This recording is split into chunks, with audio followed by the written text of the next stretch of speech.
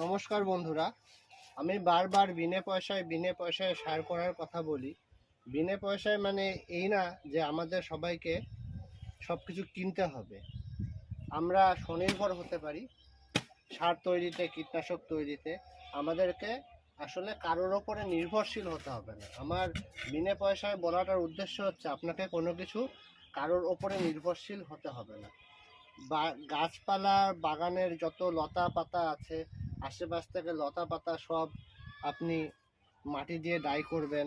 আশেপাশে এখন শীতের দিনে অনেক আগুন তাপায়, সেখান থেকে ছাই নিয়ে আসবেন।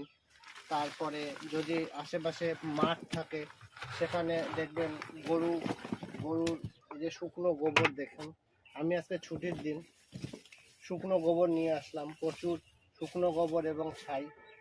পাড়ার মোড়ে অনেকে আগুন তাপায়, খুবই ভালো। এই দেখুন, শামুকের খোল, ক্যালসিয়ামের উৎস।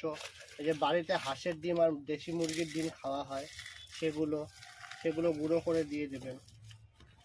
এভাবে গুঁড়ো করে দিয়ে ভাতের মাড় দিয়ে ভিজিয়ে দেবেন। ভাতের মাড় সবগুলো পচাতে সহায়তা করবে। এভাবে যদি আপনি রেখে দেন অনেক দিন, প্রত্যেক সপ্তাহে বা মাসে একবার করে তোলপাড় করে দেবেন, এত সুন্দর সার তৈরি হবে এবং এত সুন্দর মাটি তৈরি হবে যে কল্পনা করা যাবে না।